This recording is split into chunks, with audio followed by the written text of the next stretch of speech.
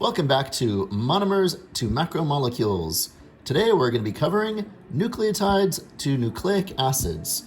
Now, the first thing that you need to know about nucleotides is that there are three main components to them, all right? So one, we need a 5-carbon sugar, all right? That's really important, okay? Two, we need a nitrogenous base. Now, nitrogenous bases, these are what you'll recognize from when you look at sequences of DNA. They are the A's, T's, G's, and C's. And in the case of RNA, the T's get replaced with uracil, U. Okay. Now, the third part of a nucleotide is the phosphate. All right.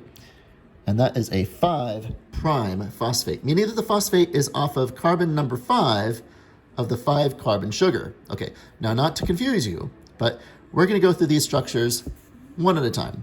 So the first thing that I want us to do is I want us to draw the 5-carbon sugar.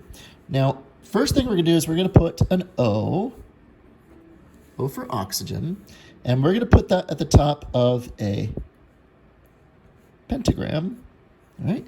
So we've got the oxygen here, we've got 1, so here's our carbon 1, carbon number 2, carbon number 3, carbon number 4, and then off of carbon number 4, there's a little shoulder right there, and that little bend is carbon number 5.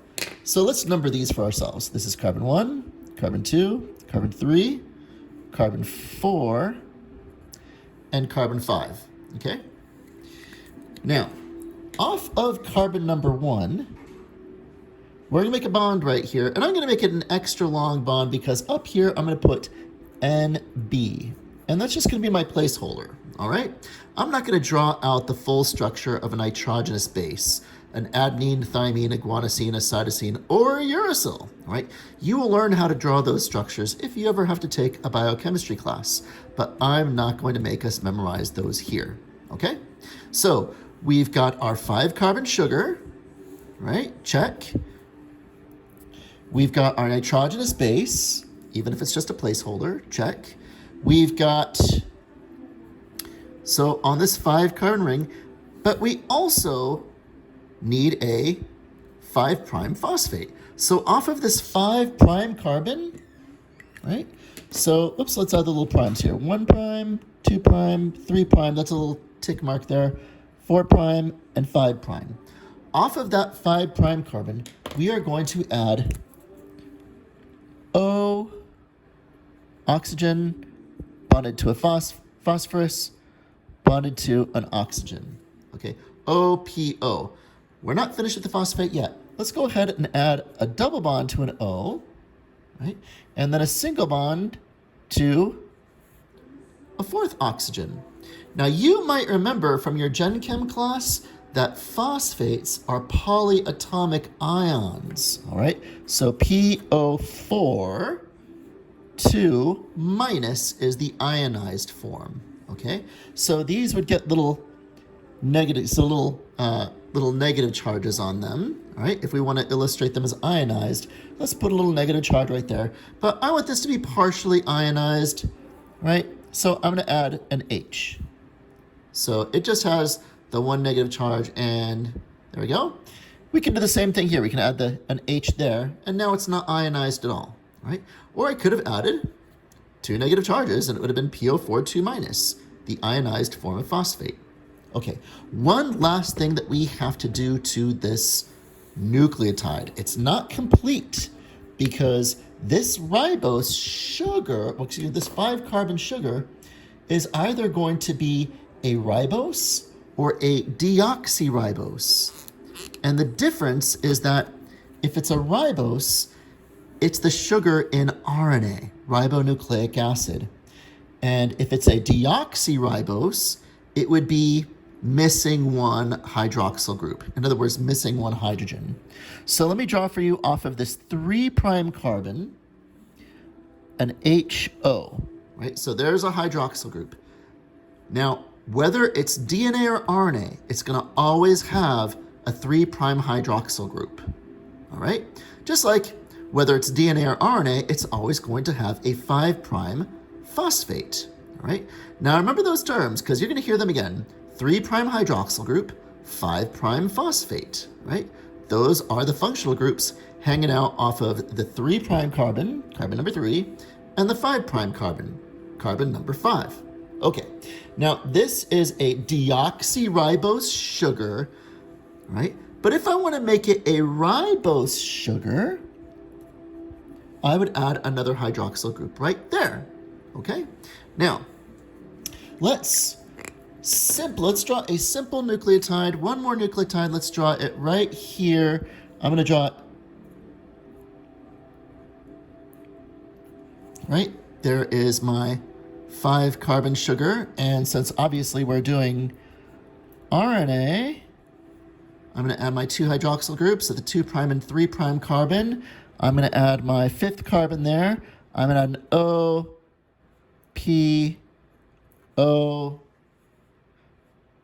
H, and it doesn't matter which way you put the double bond to the oxygen, up or down, it don't matter, but there is my other hydroxyl group right there, okay? What am I missing here? So I've got 5 carbon sugar, 5' phosphate, I've got a 3' hydroxyl group that, oh, I'm missing my nitrogenous base, and B.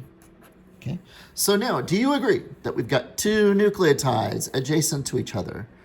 Do you see an opportunity for a dehydration reaction between these 2 monomers? Well, you're starting to see a pattern here, aren't you?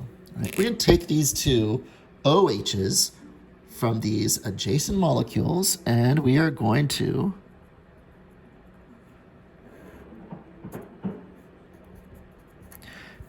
perform a dehydration reaction, and what we're going to get are 2 nucleotides bonded to each other, and I'm just going to draw these quickly, so bear with me. Notice how I'm using a P as a place saver for that phosphate group? Yeah, I'm being kind of lazy, but that's okay. There's my nitrogenous base there, and then underneath it, we have another nucleotide, right? With its nitrogenous base. Sorry about my terrible penmanship. And don't forget, we have an OH there and an OH there. But where are these 2 bonded? Which atom is left in between this nucleotide and this nucleotide here? Well, it's going to be an oxygen, right? So we're going to have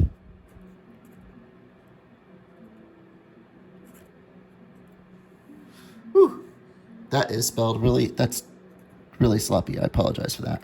Maybe I should draw that in black. But there's my phosphate group. But the phosphate that's off of this 5' carbon is also attached to that 3' hydroxyl group via that oxygen right there.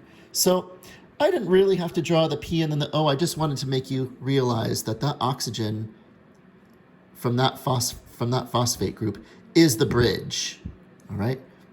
So this bond has a very special name. Just like the peptide bond has a name, this bond has a name. This bond is called the phosphodiester